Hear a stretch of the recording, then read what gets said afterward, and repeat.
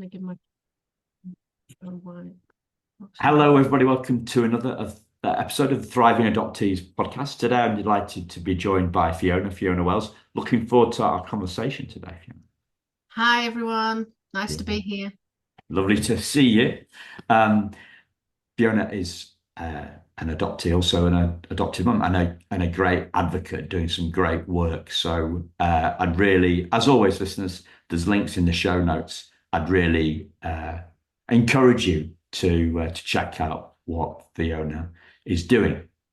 So, I reckon it must be like 8 months we've been talking about healing, and I finally had this realization that we should go back to what the podcast is all about, right?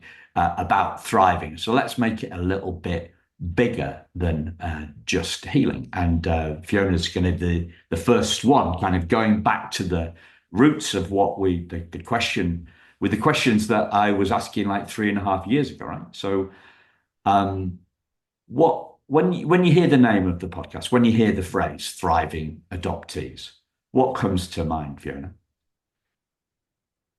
I think I'm in a good place to answer that at the moment. I think if you'd have asked me maybe 5 years ago, it would have been very different. I think I'm 47, I'm going to be 48 in March, and I only feel now that I'm coming to peace with some of my identity. Because I'm not getting the answers I want, and I can't get the answers I want. So it's about acceptance and realizing that I'm not going to have to wait for information anymore, because actually I've just got to get on with it. Yeah. So what led you to that realization? Therapy. Yeah. But also, and I was very, very anti-therapy many years ago, but now I found the right therapist. And I started talking to her because of the difficulties I'd had with my children. And actually, uh, it's a lot about the 360 part of me that's healing, not just the adopter bit or the adoptee bit. It's all of it. And I don't think I'm 100% there yet. I think my I think what's the phrase? Survival and thriving. I'm more in the combination of those two words rather than it being thriving. But I'm like if you saw it as 100% and surviving's at one end and thriving's at the other. I'm over 50, so I'm past the 50%, and probably 60 or 70 around, and I think it's a journey that adopters, and I can only speak from what I know, but sorry, adoptees, it's a journey we go on, but there's no end of the string. There's the how long is a piece of string? It's as long as it needs to be. Yeah. Um, and it's an interesting journey because there's a lot of imposter syndrome for me. There's a lot of not really understanding myself, always feeling inadequate, always feeling like I've done something wrong.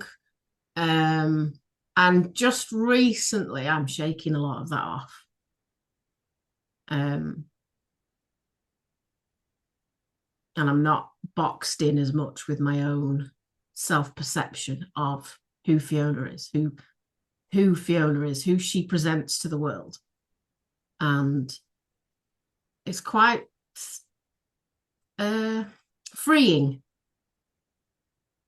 Even yesterday I spent the day with my family, and normally I carry a certain persona around, and I left bits of it on the floor as I walked by, and that felt quite empowering, um, and healing.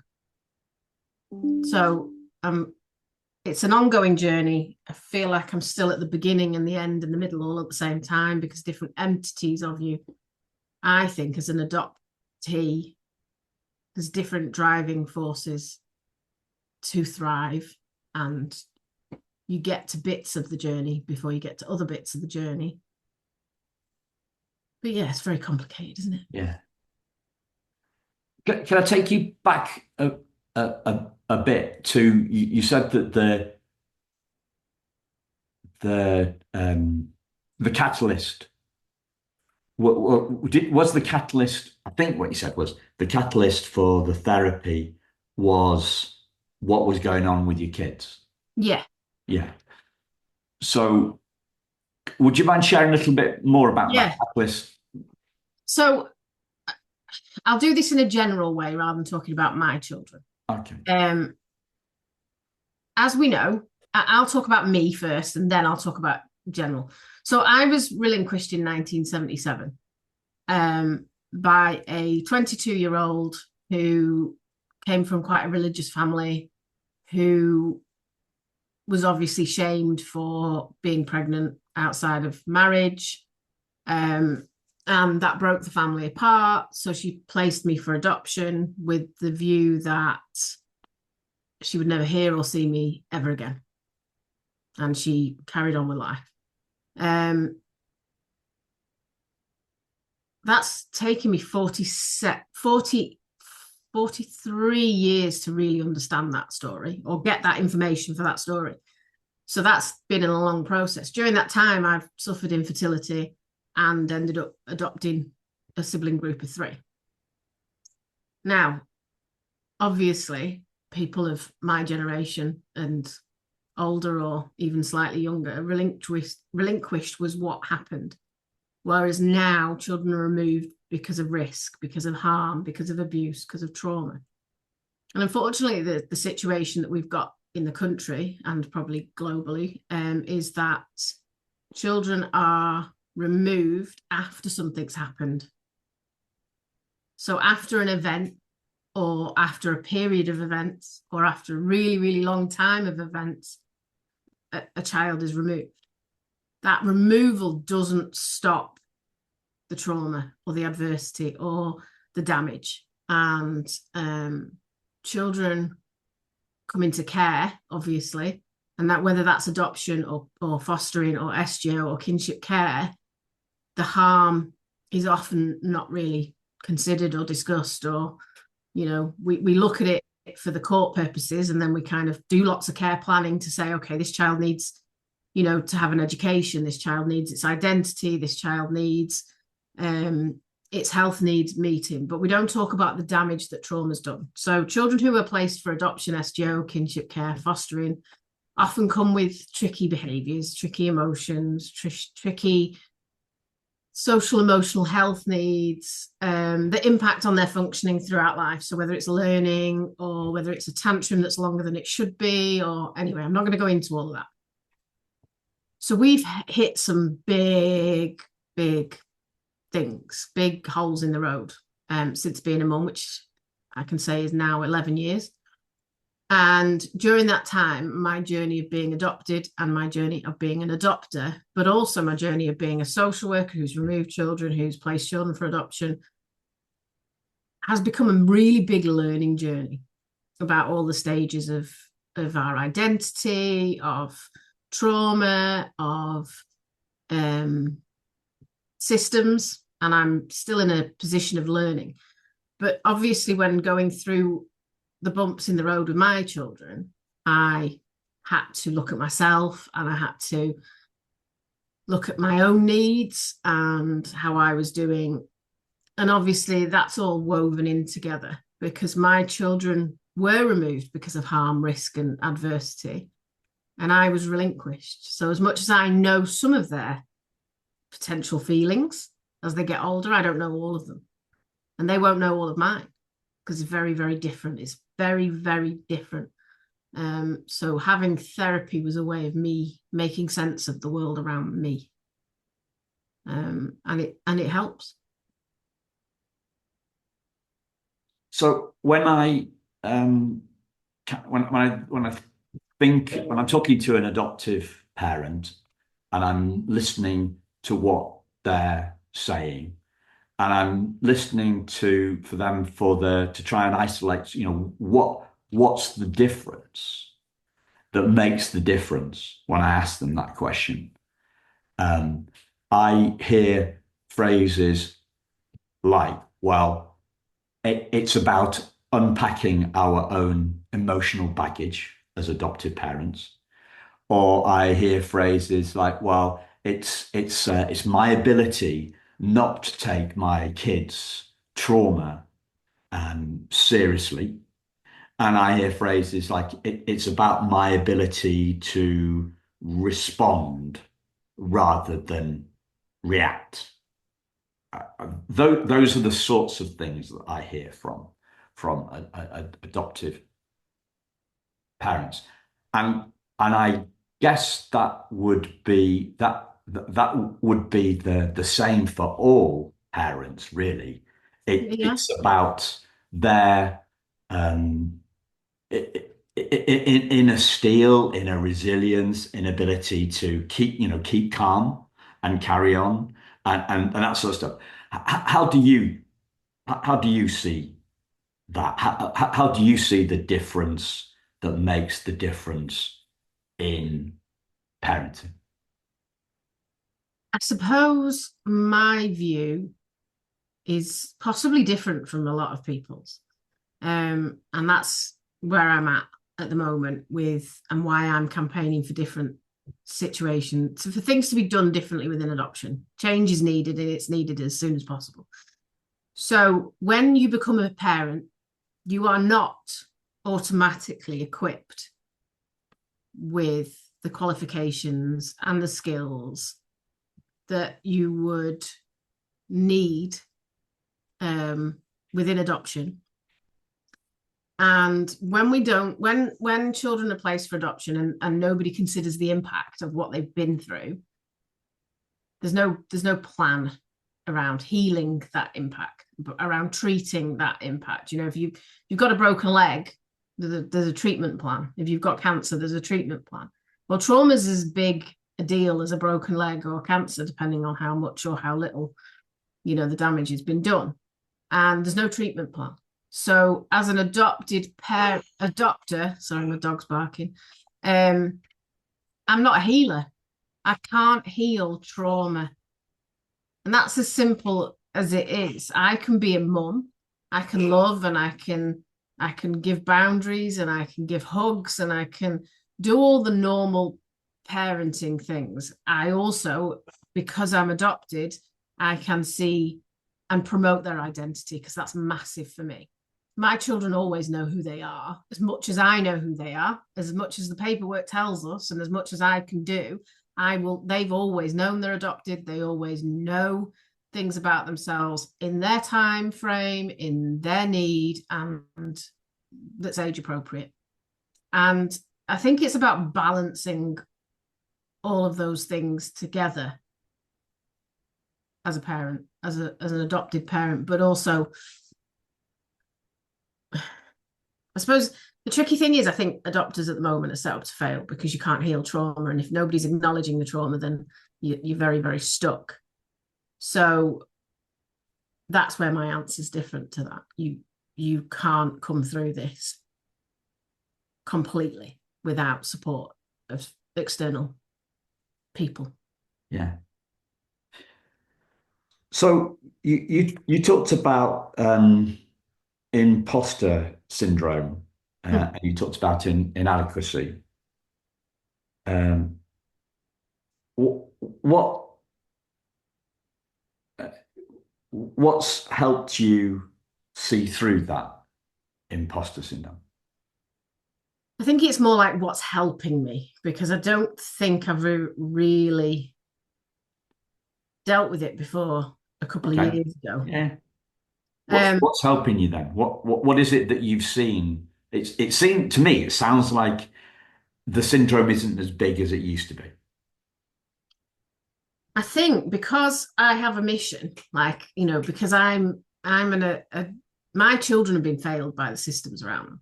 Okay. But I've built a community of other adopters who have also been their children have been significantly failed. And I think because I can see it really clearly as an adopter, as an adoptee, and as a social worker, I can speak that language. I can speak the language of harm, adversity, and trauma in a child's life left unhealed is going to amount to significant social, emotional health needs and learning needs for that child. And therefore, we're doing everybody a disservice. So, because I can see it and I can tangibly work it out and I can have a conversation about it, my imposter syndrome kind of goes to the back. So because you see it's systemic, you're realizing it's not personal. Yeah, and actually because I'm working on behalf, well, volunteering, whatever you want to call it, because I see the cause and because I can see the purpose in what I'm doing, my imposter syndrome's not important. Because actually, unless you come and tell me I'm doing something wrong, which I will reflect on if somebody does tell me I'm doing something wrong, then I have to carry on regardless. Because I am actually representing lots and lots of people who are struggling and lots of children who aren't getting the support they need. So the imposter syndrome can't be a hurdle in the road. It has to be behind me. So you basically you're putting that to one side No, because no, I'm putting it behind me. okay. And it's not that it's going to be, because it's not a barrier. And I'm putting it aside means it'll come back. I'm leaving a little bit of it and it's shrinking behind me. So, you look back in your wing mirror and you see what's behind you. Yeah. And the more confident I grow, the smaller it gets. Yeah. But because I'll never ever do any of what I'm not an arrogant person. So whatever I do will never be with arrogance or ego. That imposter syndrome can't go because it's always there to remind me that actually I have to check in with myself. I have to check in. Am I right? Am I doing the right thing? Am I saying the right thing? Am I representing the children that need better from society? Yeah. So I think it's a really, I suppose that brings it back to thriving. I am thriving because I've worked out where my imposter syndrome needs to sit for me to do okay. Yeah. Um, I was thinking of all sorts of little stories about that analogy of where you're looking here. I think probably the simplest one I have for it is something that I heard from a guy called a mentor of mine called Richard Wilkins, like 12 years ago, maybe something like that. He said, "The past is a place of reference, not a place of residence." That's it. That's exactly it. It is a reference. I bring myself back to earth I, because my imposter syndrome's there. I said to somebody the other day, they emailed me and I built a relationship with this person. They emailed me and said, "Thank you for everything you're doing." And I said, I often feel like an imposter. And she said, "Well, I think you need to read some of the stuff people are saying and see the things that you are doing more clearly and tell the imposter syndrome to go away." But I don't, it, it's good to reflect on who we are and how important the journey that we're taking is. So I don't want it, Yeah. I don't want to lose sight of it No. entirely because it's my journey to thriving. I am doing something that's, and I don't, there's no, oh, amazing what you're doing. It's not about that. I've made sense of what's going wrong to my best of my abilities. And I'm sure there's higher intellectual people who could make sense of it in a completely different way. But I've made sense of what's going wrong for children who are being placed in the care system now. And I can have confidence in my journey and my message there. And therefore, the imposter syndrome is smaller. Yeah. And less important. Yeah, less important. But then I look back over my childhood. So forgetting the adopting journey in me and the social work journey in me. And I think, what was the imposter syndrome? Was it there because I was adopted, or is it there because I grew up with very, very confident parents who were very, very intelligent, and I'm dyslexic and struggled at school, and therefore really had to work hard at things later on in life after I'd gone through my teenage blip. Or is it part of, what is it? Which rucksack am I putting it? Is it my adopted bit? Is it because I don't know my identity? Is it because I was rejected by my birth mum as an adult? She doesn't want to know who I am. She doesn't want anything to do with me. What is the imposter syndrome? And the more I challenge the systems, the more I think, do you know what? This is my energy needs to be in this, and this is more important. And then, in a way, it's like a little spell. It's kind of just disintegrating slightly. Yeah. There's so much here. Uh, the same guy, Richard Wilkins, talked about something. Your your message becomes bigger than your fear, Yes. and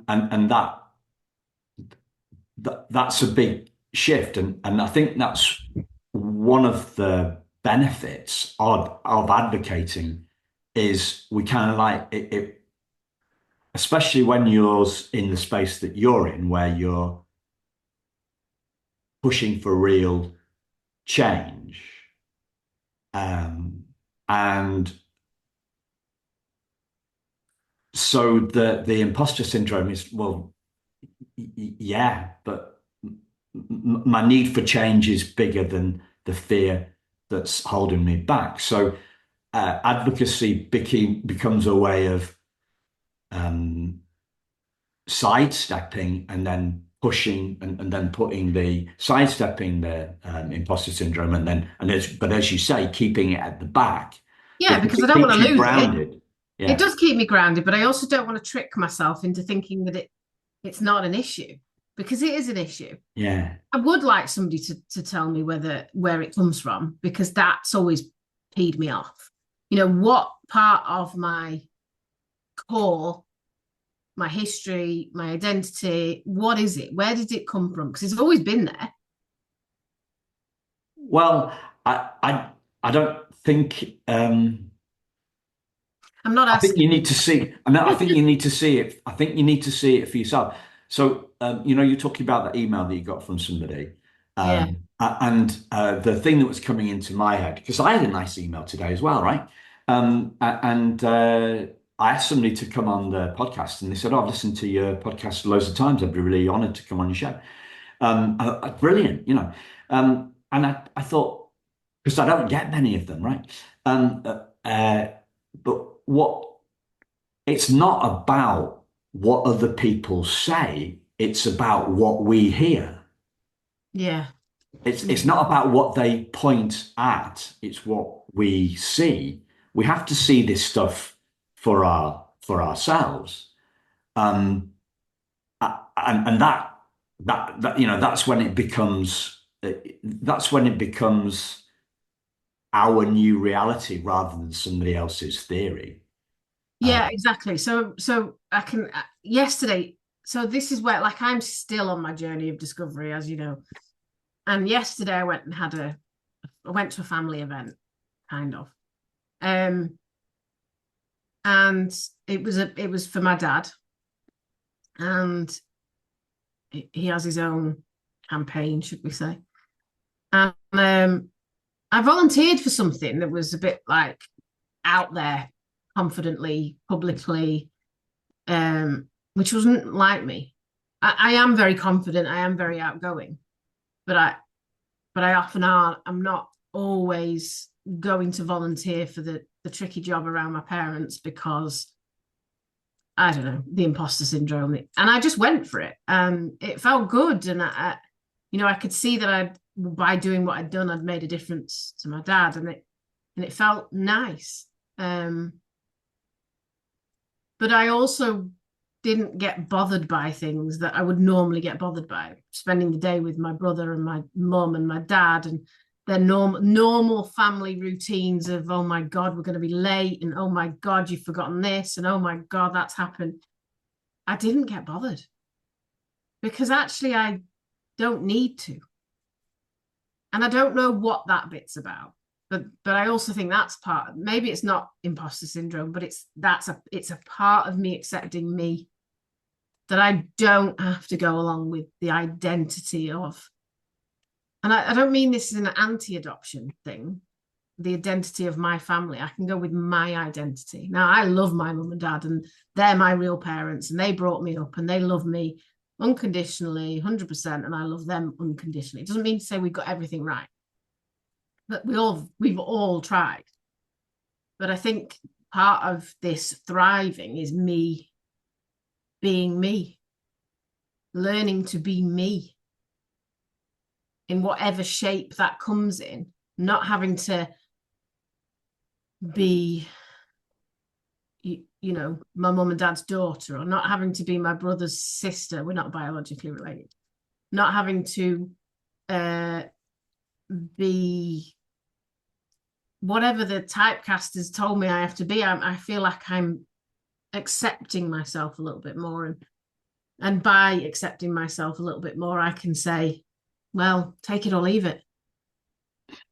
So thriving is more about being than feeling. Yeah, so I'm always been somebody who wants to please my parents. I sound awful, don't I, saying that? And I've always struggled to say no, because this inferiority, this imposter syndrome, whatever you call it, if it's an impact of being adopted, I don't know what it is, but I've always felt like I'm a lesser person. So when my mum and dad ask me for something, or when they say, oh, we need this from you, or I've always said yes. And if I haven't, I've always felt very, really tense and like giving myself a hard time. And recently I've just gone, no. And it feels so good because I'm just me. So I think thriving, one sort of symptom of thriving, shall we say, is being bothered less. Yes, and that's it. And it's taken a long time, and there's loads of me to do that in the future. But like, I don't know, something like they wanted to take my son to a football match, and it's just not convenient. And normally I would make an effort to change everything, and because they love my children, and my children love them, and I would usually bend over backwards to make sure that everything was done. And I just said no. And it seems minutiae, but to me it was massive. I felt so proud of myself. Don't have to please people all the time. Don't have to say yes all the time. Don't have to feel, I always feel guilty for having opinions, but actually you don't. If people don't like your opinions, they don't need to listen. And I think, I've still got a long way to go. And I think we need more conversations about what it is to be adopted, because I think we are different. It doesn't matter which side of the coin. I work with people who are adopted. I work with people who are adopters. It's my mum wasn't able to have biological children. I wasn't able to have biological children, but me and my mum and my daughter, we look like each other. There's many things I'm grateful in the world for, and and part of my thriving is coming to terms, well, not coming to terms, is celebrating the fact I didn't get raised by a woman I cannot relate to, who, when I see a picture, somewhat horrifies me. And I'm grateful for that, because I can tell by her face I would not have liked her.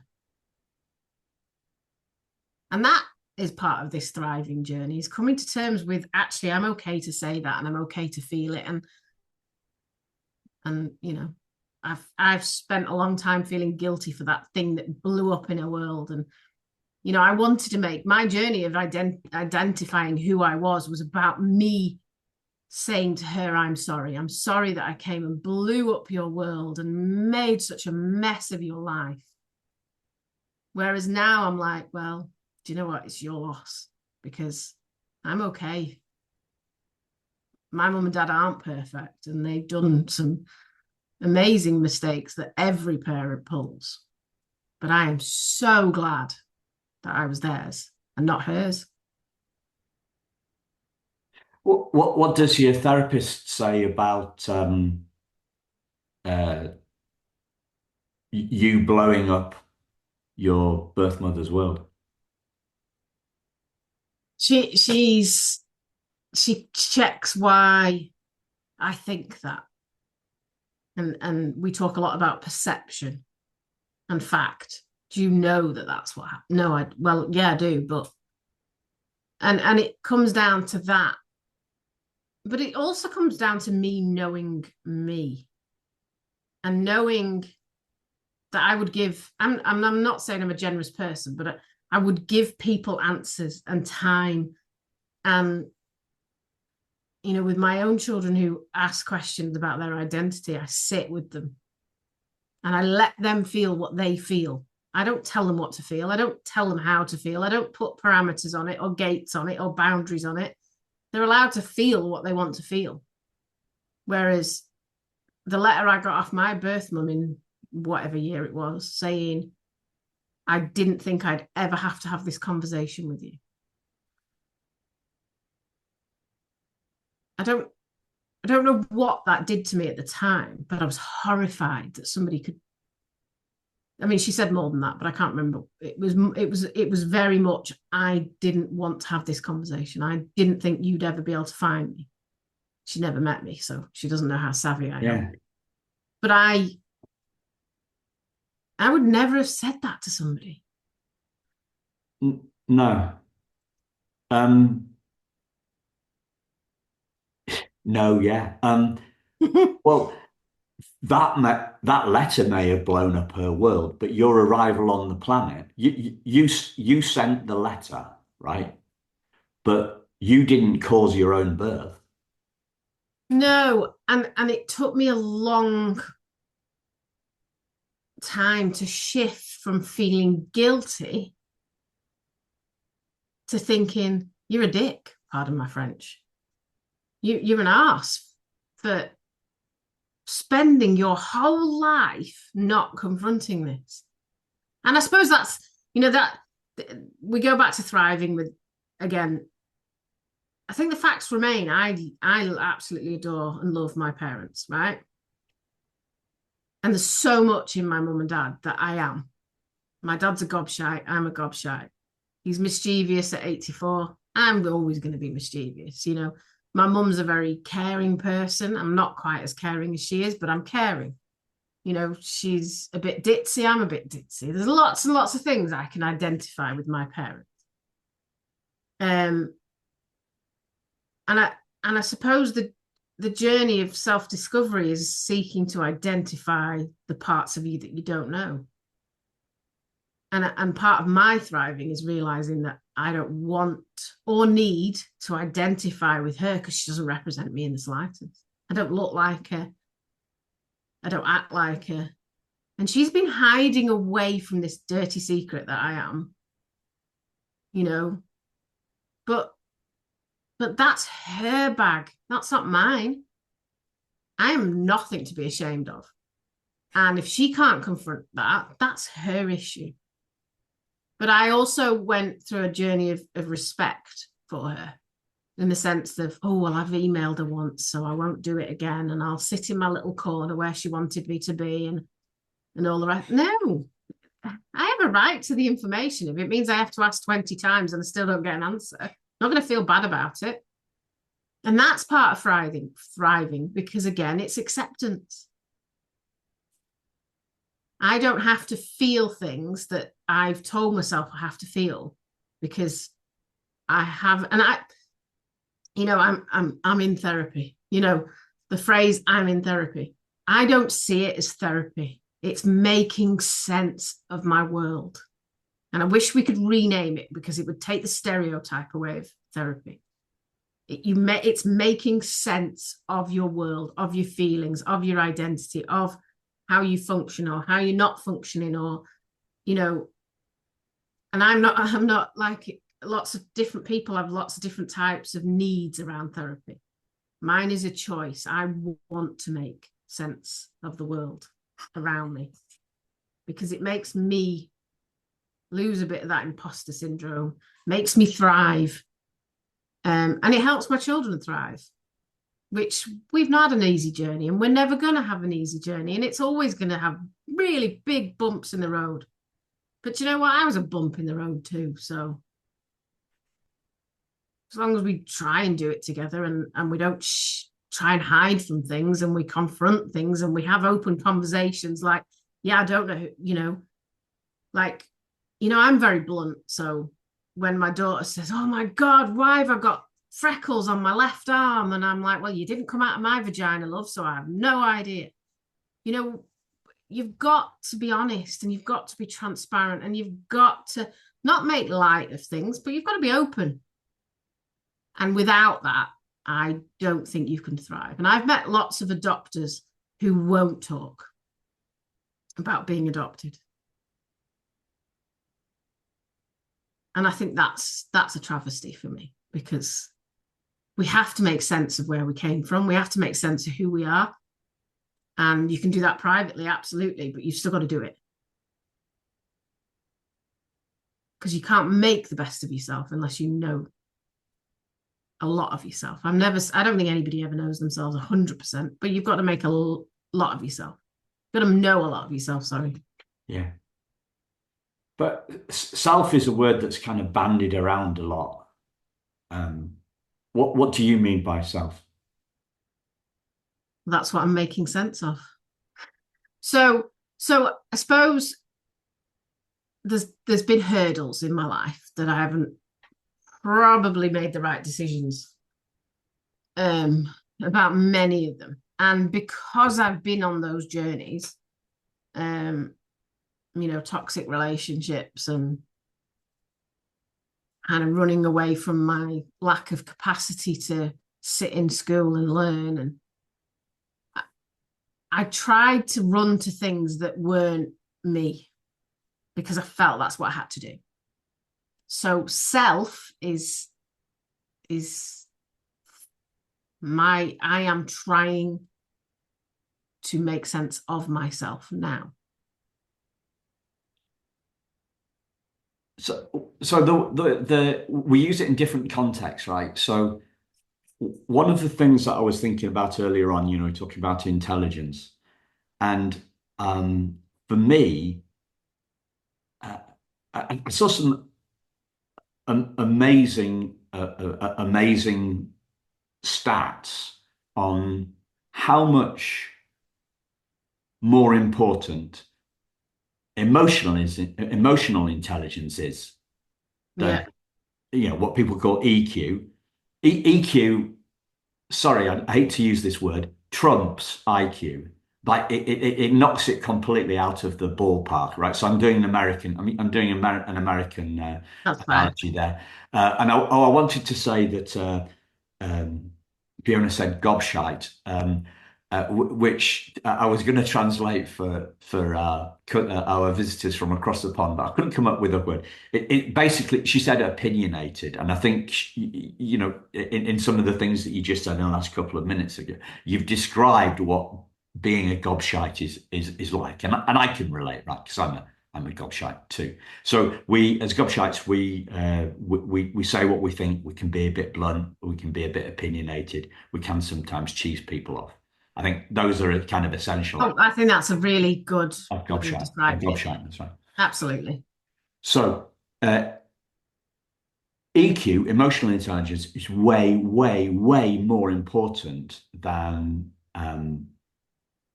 IQ, than intelligence quotient, which is more like intellect. And one of the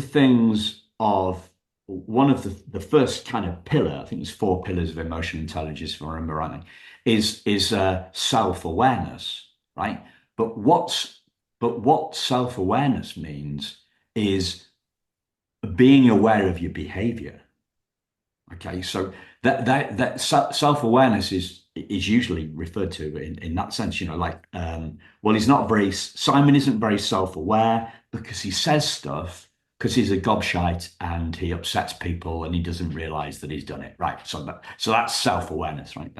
But then you've got the kind of the self of self-esteem, which is related to like the what the imposter syndrome, inadequacy, um, insufficiency, feeling that we're less than. And I came up with something on this that I love. Uh, and somebody reminded me of this yesterday. Actually, I've had a nice message yesterday and a nice message today. So good days. Um, something. So insufficiency, right? It's so beyond the ache of insufficiency is the relief of sufficiency, right? The relief of adequacy, the relief of realizing that we are enough. And beyond that is uh, the ecstasy of infinity, right? So it's realizing our infinite value, right? So the diamond of thriving adoptees, that's got a market. A diamond has a market value. It is fixed by the market. It goes up and down. Whereas our value as adoptees is infinite, right? Your kids' value is infinite, right? Mhm. You give the world for your kids. So self-awareness is kind of awareness of our behavior. Self-esteem is about our value. And then self-critical is kind of criticizing, one part of ourselves, criticizing the other part of ourselves. So this word self is used uh, in so many different ways. No wonder we're confused because it's used in different ways. So we have to kind of come to um, our own definition of self. And the closest thing that I've got to is this diamond as a metaphor. So um, the diamond doesn't need to go on a self-esteem course. No. The diamond's value is inherent. I've already said that there's a limitation to the metaphor because we're talking about our infinite value rather than a gemstone's finite value. But we've really got to play around. We've really got to explore what uh, that self is, and that and yet that diamond is hidden in the trauma. It's hidden in the feelings. Absolutely. It's hidden in the imposter syndrome. So this is an excavation job. This is Yeah. No, it peeling is, and back. it really is. And if you don't have somebody to make sense of it, so for instance, if I didn't talk to my children about their adoptee journey, and I might not have always the right answers or the right responses, but at least I'm helping them think. I'm not putting my opinions on them. I can tell them about me and I can tell them what I know about them. And then there's this massive space for them to work out their self, for them to excavate themselves. So my daughter now, as a teenager, has got questions. I need to help her and get those answers in a safe way, but she has a right to those answers. And I was thinking about it when you were saying earlier, you know, I, I suppose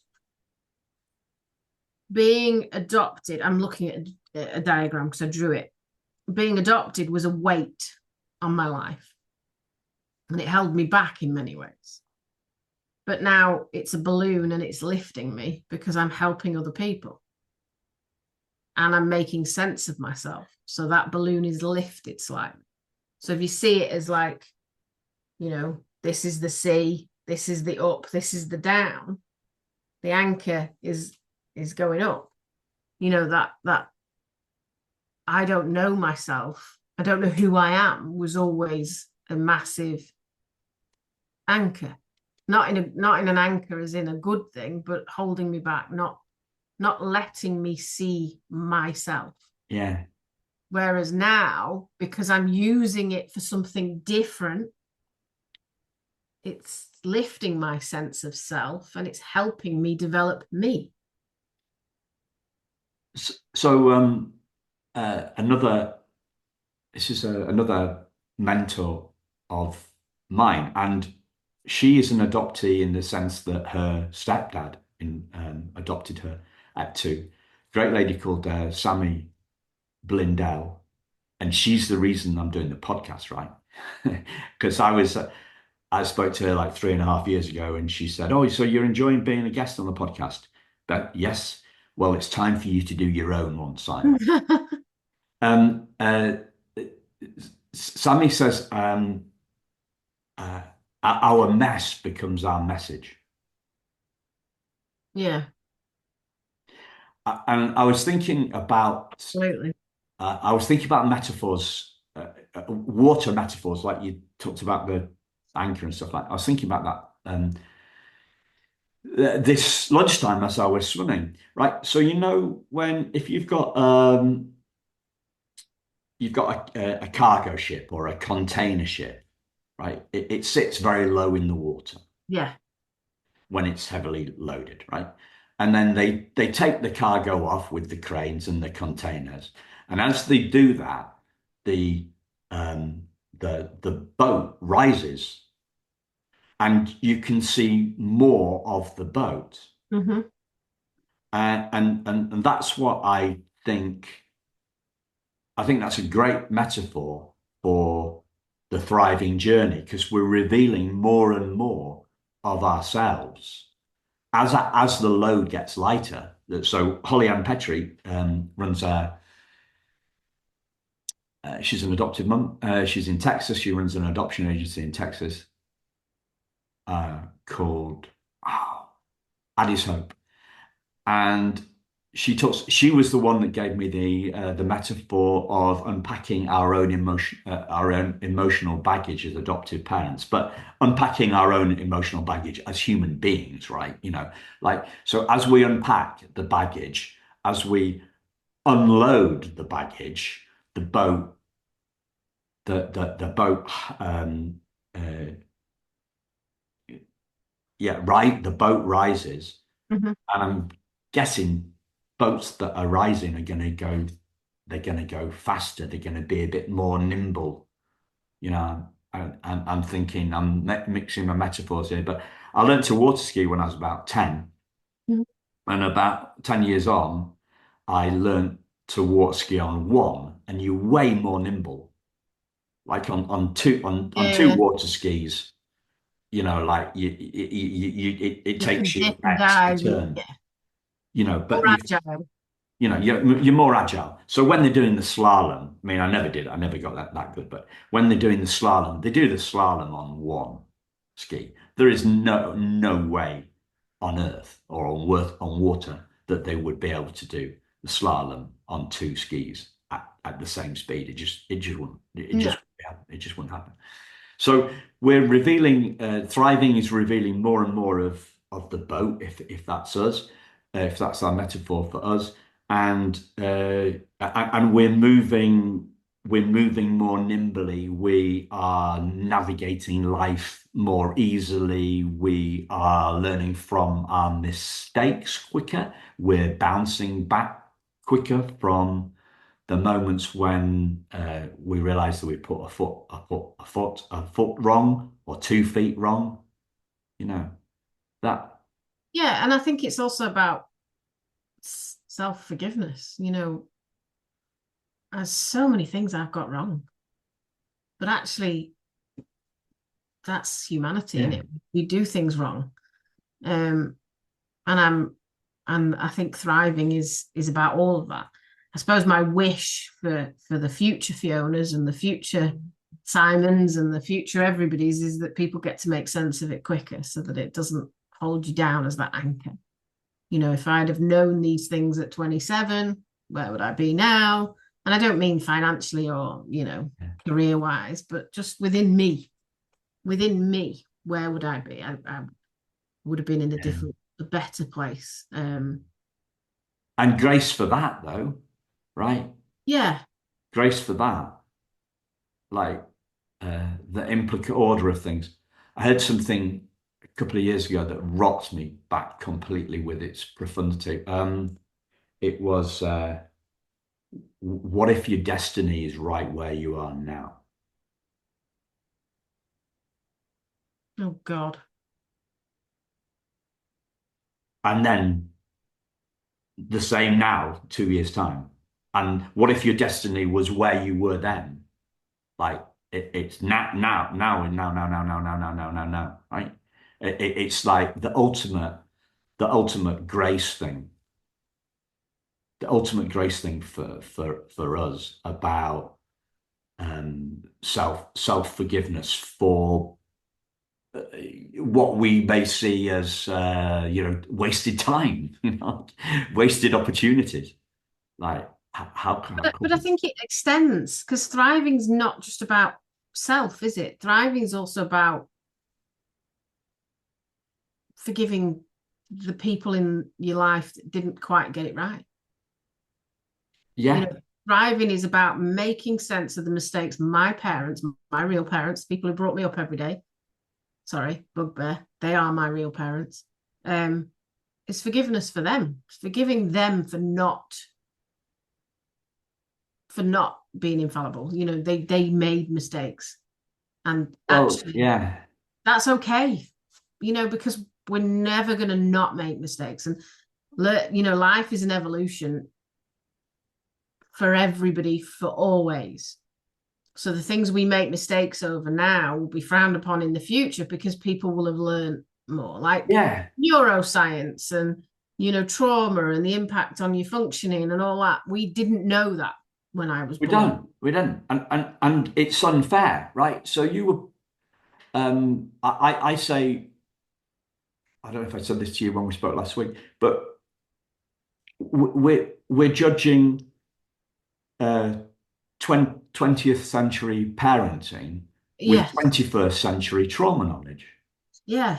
Like you were born 77, do you say? Yeah. Yeah, 77. 77. So Nancy Berrier's Primal Wound didn't come out until 1993. Well, exactly. And like when my mum and dad aren't very good reflectors, whereas I am. And I'll say to them, what made you make that decision? But I don't say it as in, what made you make that decision? And do it in a way that shows love and respect. And yeah, well, shit happens, pardon my French. It's not in a way that now holds anything. And we'll laugh and we'll go, oh God, what was I thinking? How the world has changed, that we know things with they sent me to a school which, education. I'm dyslexic, so I was burdened with that as well as being adopted. Um, I'm grateful now for being adopted. I'm actually grateful for being dyslexic because it helped me learn in a different way. Um, but it's funny because it's like they didn't know that making what they thought was the right decision for my education was the very worst decision for my education. Okay, well, let's make sense of that. Let's think about it. They didn't do it on purpose. They had set out to harm me. But when you're burdened with all your anchors that are holding you rigid, you don't think like that. You think, well, they failed me. But they didn't fail me. They just didn't know. No. And thriving is coming to terms with all of that. And I'm 47. My mum and dad adopted me at 2 weeks old. Back in the day, that was normal. And I see my mum and dad every fortnight. And when my dad kisses me on the cheek, as he always has, where he always with his slightly overbearing aftershave, I know that is love. And when my mum and I are hugging and we're laughing at my dad's stupid antics because he's a pain in my ass, that's love, and and it's being grateful, and I am grateful, and I don't know a lot of people would agree with this, but I am grateful that I was adopted by them because they love me imperfectly so and perfectly so. They love me. Have you been told that you should be grateful? Never, never, No. never. Me, My mum me, and me neither. Me no, neither. And I'm, I get that that might have I get that's happened to people, but no, I think one of the joys is that my parents are my real parents and they have treated me as their real daughter, which is what I am. Do you know what I mean? Like I have been lucky in the sense that there's a lot of things that, because my parents are in their 80s, that they're not they they were never antiquated in some of their views that other families will have had. I've got quite modern parents from from a generational point of view, and I was very lucky with that. They were always honest with me about being adopted. My dad offered to get in a plane and fly me to see my birth mum, and said, "Come on, we'll go and do it together." We didn't not talk about it. But no, it's not. No, there's grateful for things like, he bought me a car 15 times. Well, things, no, normal things, he bailed me out when my, tire was flat, but never grateful for being adopted. That's not part of that's not part of us. because a lot of when we get onto the subject of gratitude, I always say that, or not always say, or I have learned to say, well, there's a big difference between being told to be grateful, um, or feeling grateful, like so forced gratitude Yes. rather than Yeah. innate gratitude. And one of my senses I have on this is that kind of forced gratitude is more prevalent in the States than it is in the UK. That's my take. That's my take on it. What's do you have any experience of that? Do you think it's cultural like that, or have you not come across it? No, I've not come across it. Obviously I've worked with people who've left care, and I've worked with people who've foster carers who've had different lives, and I've read Lem Cisse's book, which is amazing. And obviously, as with any person on the universe, all our journeys are different, aren't they?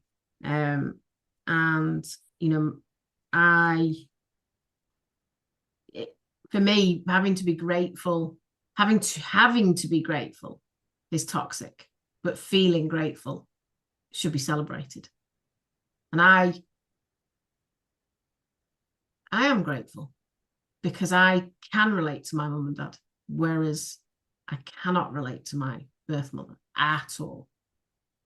And I have no idea who the sperm donor was, so I can't comment.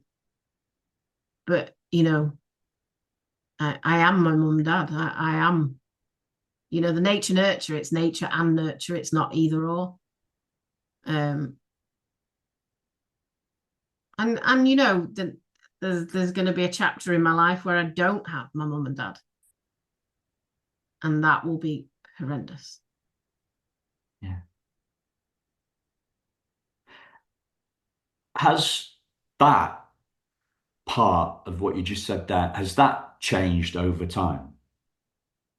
What the gratitude or the Yeah.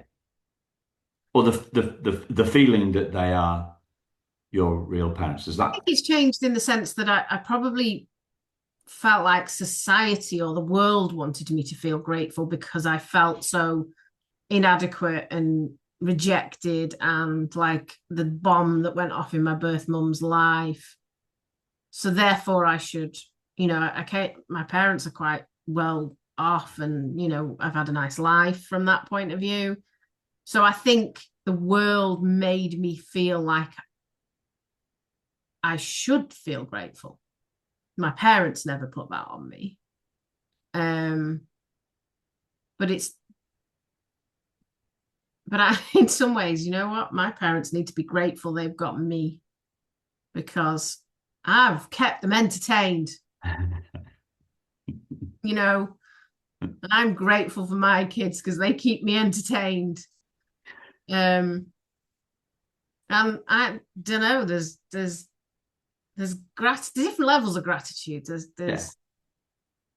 I think the most important one is that when I hug my mum and dad and I haven't seen them for 2 weeks, I can't not be grateful for that. But when I was 14, I probably wasn't grateful for that. No. Well, I'm grateful for the time that you spent us on the Zoom today Oh, thank you. and the stuff and the time last week as well. And I'm sure the listeners are going to be grateful for the truth bombs you've dropped over the last hour. I'm good at truth bombs. Yeah. And as I said at the top, listeners, do check out what Fiona's doing on the advocacy stuff because it's really it's really important. And my opinion in terms of my support for advocates has changed, and I realize that I need to do more to support the advocates in the way that feels right for me. And it has to feel right for you want to do it. A lot of people try and sway me into different things, and I'm like, no, I have to do what feels right for me because otherwise it's not natural, is it? Mm. So, listeners, check out what Fiona's doing at Patch, and thanks again. Thank you.